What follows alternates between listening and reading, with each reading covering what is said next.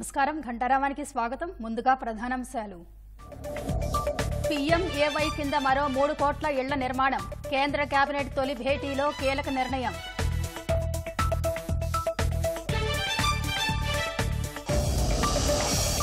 మంత్రివర్గ కూర్పుపై చంద్రబాబు నివాసంలో సమాలోచనలు. ఉండవల్లికి క్యూ కడుతున్న ఆశావహులు.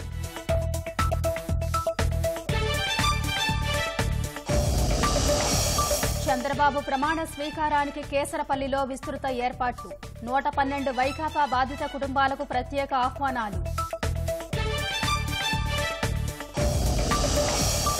అమరావతిలో అభివృద్ధి పనులు పరుగు. 90% నిర్మించిన బిల్డింగులు పూర్తి చేస్తామన్న సీఆర్డీఏ.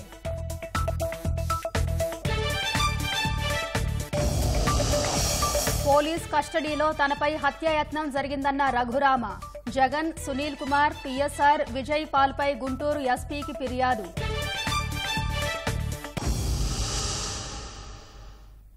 ప్రధానమంత్రి ఆవాస్ యోజన పథకం కింద దేశంలో కొత్తగా 3 కోట్ల ఇళ్ల నిర్మాణానికి ఆర్థిక సాయం అందించాలని కేంద్ర మంత్రివర్గం నిర్ణయించింది. ప్రధానమంత్రిగా బాధ్యతలు చేపట్టిన తొలి రోజే ఢిల్లీ లోక్ కళ్యాణ్ మార్గ్లోని తన నివాసంలో మంత్రివర్గ సమావేశం నిర్వహించిన ప్రధాని మోదీ ఈ మేరకు నిర్ణయం తీసుకున్నారు.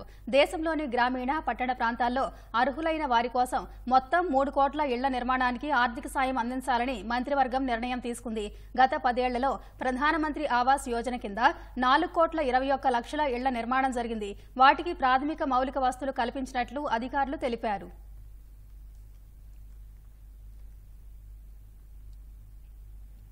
ప్రధానమంత్రి కార్యాలయం ప్రజల కోసమే పనిచేయాలని ప్రధాని నరేంద్ర మోదీ చెప్పారు. వరుసగా 3వసారి ప్రధానమంత్రిగా బాధ్యతలు చేపట్టిన తర్వాత తన కార్యాలయ అధికారులను ఉద్దేశించి ఆయన మాట్లాడారు. ఇప్పటి వరకు ప్రధానమంత్రి కార్యాలయం అంటే అధికార కేంద్రంగా ఉంటుందనే ప్రచారం ఉందని తెలిపారు. కానీ ప్రజాసేవకే అధిక ప్రాధాన్యం ఉండాలని మోదీ స్పష్టం చేశారు. తన జీవితంలో ప్రతి క్షణం ప్రజల కోసమేనని పేర్కొన్నారు. దేశమే ప్రప్రథమం 2047 నాటికి వికసిత్ భారత్ లక్ష్యాలను నిర్దేశించుకున్నట్టు వివరించారు. ఆయా లక్ష్యాల సాధనకు అంతా కలిసికట్టుగా పనిచేయాలని కోరారు. జీవితంలో విజయం సాధించాలంటే నిరంతర విద్యార్థిలా ఉండాలని ఈ సందర్భంగా అధికారులకు ప్రధాని సూచించారు.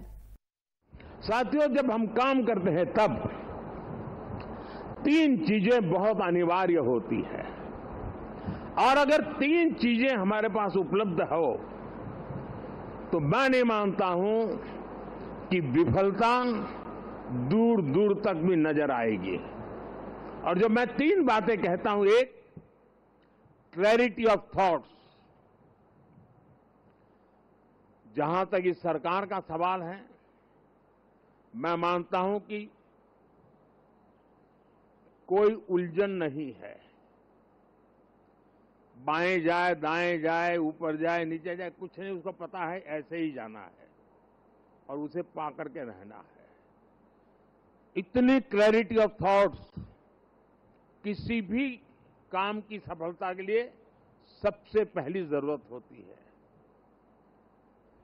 फेथ इन कन्विक्शन दूसरा पार्ट है कि जो मैं सुन रहा हूं, जो मुझे बताया जा रहा है, उसके प्रति मेरे मन में अश्रद्धा नहीं होनी चाहिए,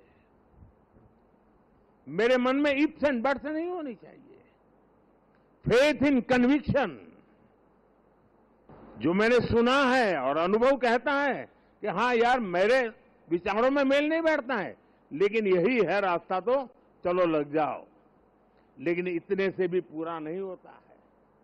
clarity of vision, faith in conviction is not enough to achieve. और इसके लिए चलता है कैरेक्टर टू एक्ट। मुझे अपने व्यक्तित्व को उस प्रकार से गढ़ना पड़ता है। मेरे समय का सर्वाधिक उपयोग उस काम के लिए लगाने का मुझे प्रायोरिटी तय करनी होती है, खुद को खपाना पड़ता है।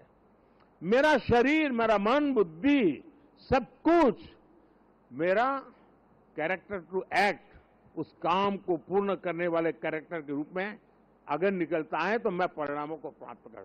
मेरी टीम के पास ये सब कुछ संभव है दोस्तों।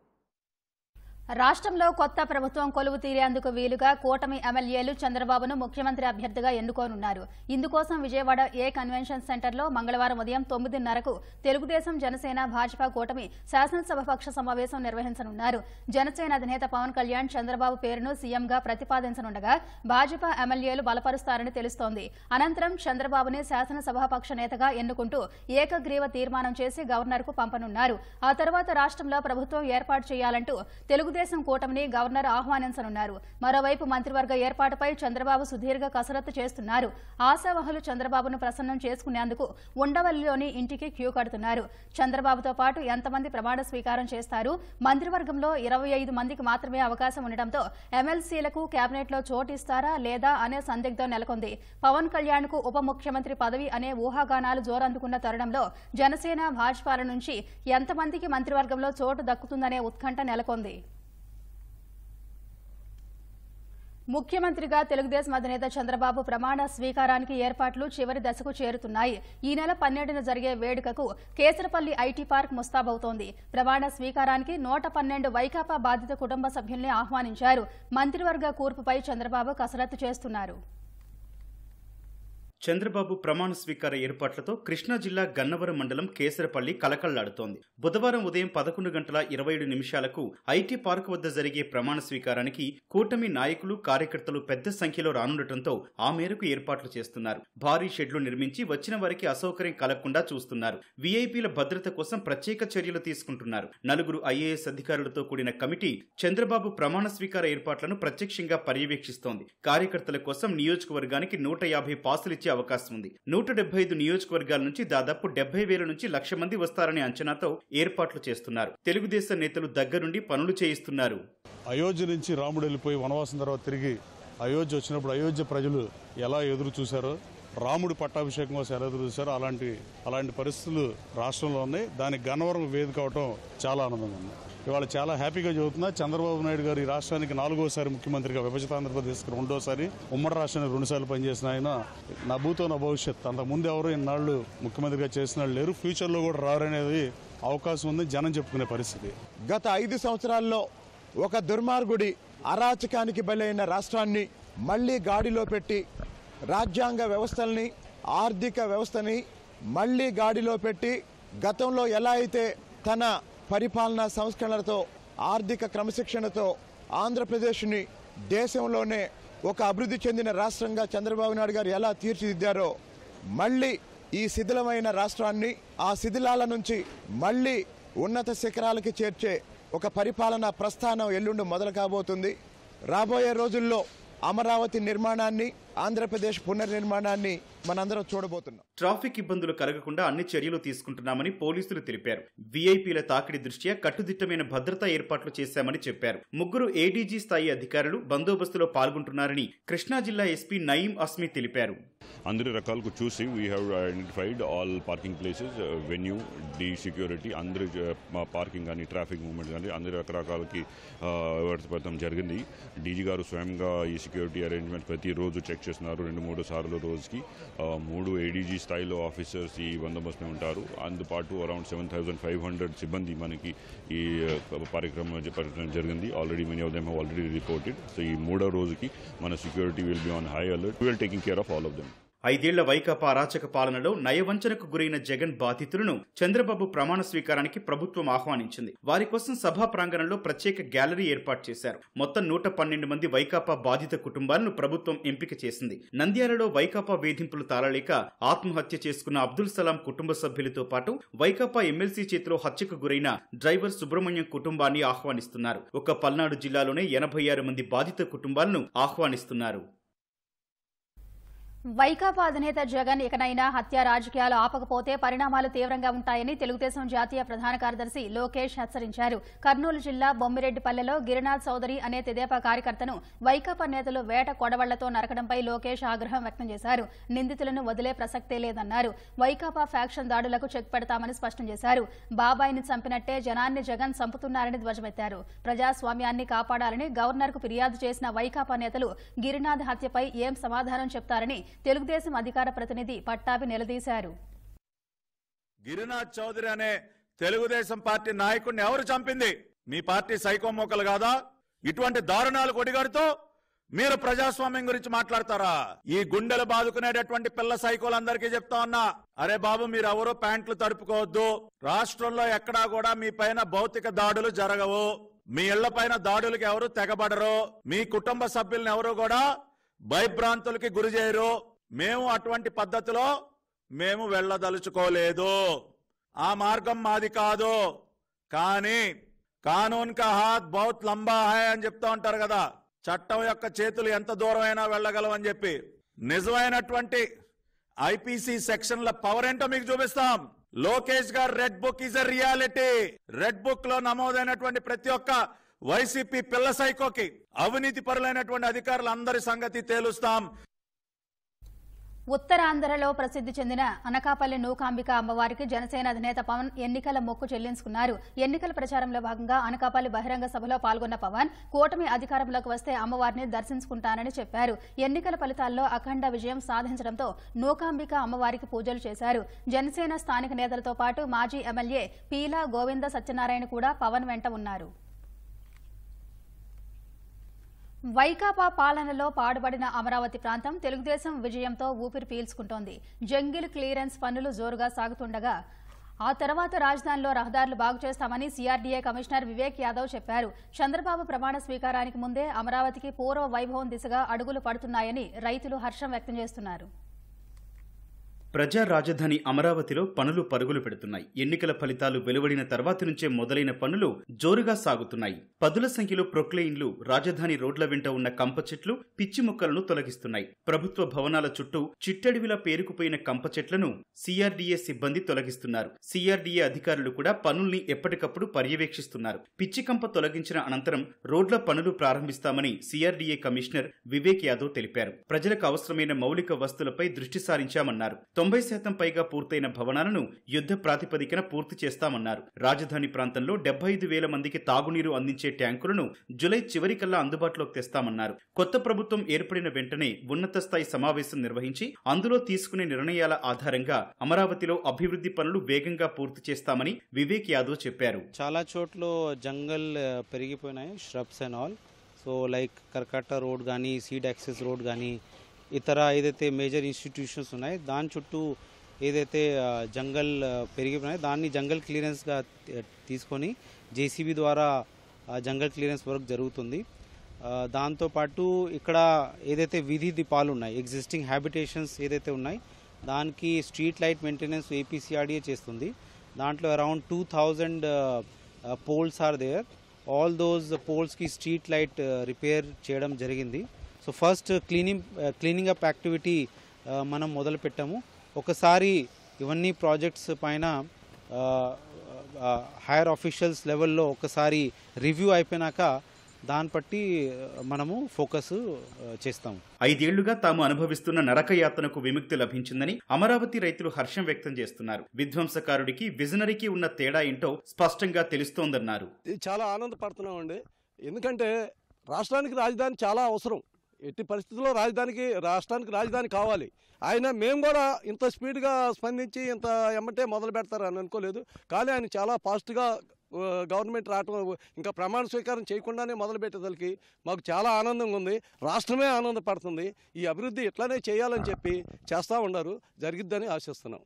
అసలు అక్కడ రిజల్ట్స్ వచ్చిన రోజు ఈవినింగ్ నుండే ఇక్కడ క్రేన్లు కానివ్వండి, మట్టి తవ్వకాలు, పూడికలు తీసేయడం కానివ్వండి చేస్తున్నారు.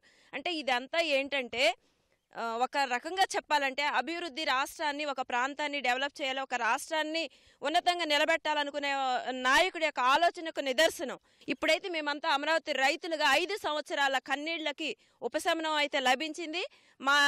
ఇంకా చెప్పాలంటే రాష్ట్ర ప్రయోజనాల కోసం ఏదైతే మేము పాటుపడ్డామో ఆ ప్రయోజనాలు తప్పకుండా నెరవేరబోతున్నాయని చెప్పి ఇంకా మాకు సంతోషంగా కూడాను ఉందండి.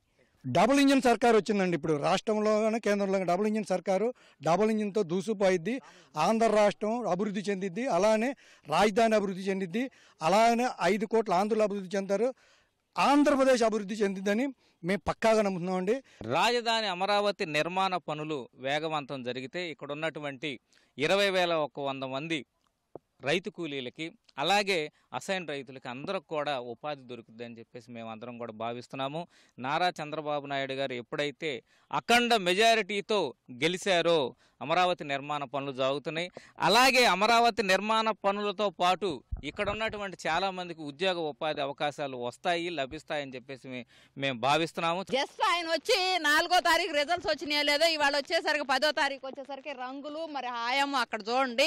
మరి ఇప్పుడు ఈ రోడ్డు పొడుగుతా కూడా ఎన్ని ప్రొక్లైన్లు పనిచేస్తున్నాయో చూడండి. అభివృద్ధి ప్రదాత చంద్రబాబు నాయుడు గారు అని చెప్పేసి ఆ రోజు మేము భూములు ఇయటం జరిగింది. అదేవిధంగా ఆయన అభివృద్ధి చేసుకుంటా వచ్చాడు. అభివృద్ధి ప్రదాత చంద్రబాబు నాయుడు ఆయన ప్రమాణ స్వీకారం అవ్వంగానే మరి అమరావతిని అభివృద్ధి పదంలో నడిపిస్తాడు. అదేవిధంగా ఆంధ్ర రాష్ట్రాన్ని కూడా అభివృద్ధిలో తీసుకెళ్తాడని ఒక నమ్మకంతో మేము ఇవాళ రావడం జరిగింది. బాబు గారు అంటే టెక్నాలజీకి మారుపేరు. బాబు గారు విజన్ ఉన్న నాయకుడు కాబట్టి ఇంకా స్పీడ్గానే పనులు జరిపిస్తారండి.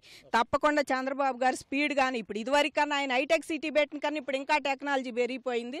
మేము చంద్రబాబు గారిని నమ్ముతున్నాం. తప్పకుండా ఇదంతా డెవలప్ అయ్యిద్ది. కరెక్ట్గా 5 ఏళ్లకి మళ్ళీ అమరావతి అంటే ప్రపంచ దేశంలో స్వర్ణ ఆంధ్రప్రదేశ్గా తీర్చిదిద్దుతారని చెప్పి మేము మనస్ఫూర్తిగా ఆశిస్తున్నాం. ముఖ్యమంత్రిగా ప్రమాణ స్వీకారం అనంతరం ఈ నెల 13న చంద్రబాబు అమరావతిలో పర్యటించి పెండింగ్ పనులపై అధికారులకు తగిన ఆదేశాలు జారీ చేసే అవకాశం ఉంది. వైకాపా ప్రభుత్వంలో తనను కస్టడీలో హింసించడంపై ఉండి ఎమ్మెల్యే రఘురామకృష్ణరాజు గుంటూరు ఎస్పీకి ఫిర్యాదు చేశారు. పోలీస్ కస్టడీలో తనపై హత్యాయత్నం జరిగిందని ఫిర్యాదులో పేర్కొన్నారు. అప్పటి CID chief Sunil Kumar, IPS అధికారి సీతారామాంజనేయులు, అప్పటి సీఎం జగన్, సిఐడి ఏఎస్పీ విజయపాల్పై ఫిర్యాదు చేశారు. గుంటూరు జీజీహెచ్ సూపరింటెండెంట్ ప్రభావతి కూడా తన గాయాలపై తప్పుడు నివేదిక ఇచ్చారని పేర్కొన్నారు. జగన్ను విమర్శిస్తే చంపేస్తామని సునీల్ కుమార్ బెదిరించినట్లు రఘురామ ఫిర్యాదులో వివరించారు.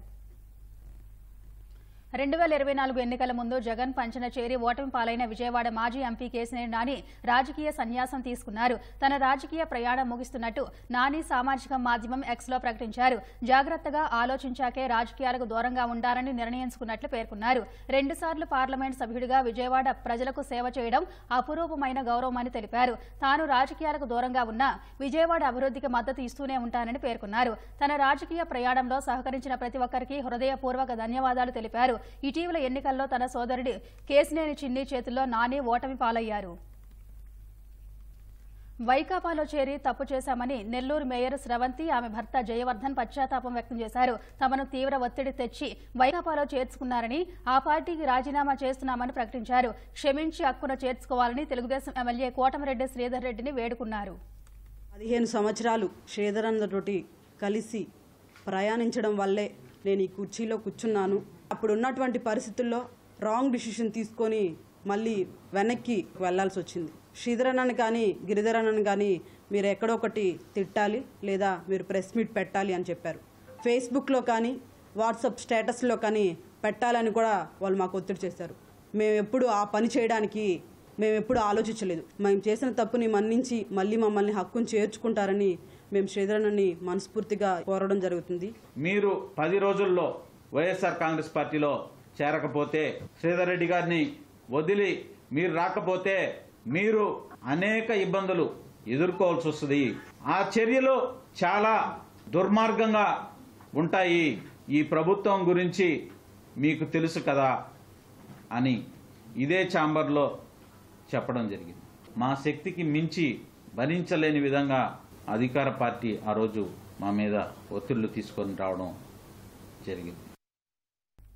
రామోజీ ఫిల్మ్ సిటీ వల్ల ఎంతో మంది దర్శకులు తమ కలలను నిజం చేసుకున్నారని ప్రముఖ తమిళ నటుడు విజయ్ సేతుపతి అన్నారు. తన తాజా చిత్రం మహారాజా ప్రచారంలో భాగంగా హైదరాబాద్ వచ్చిన విజయ్ సేతుపతి రామోజీరావు మరణంపై విచారం వ్యక్తం చేశారు. 2005లో ధనుష్తో చేసిన సినిమా కోసం తొలిసారి ఆర్ఎఫ్సీకి వచ్చిన జ్ఞాపకాలను గుర్తు చేసుకున్నారు.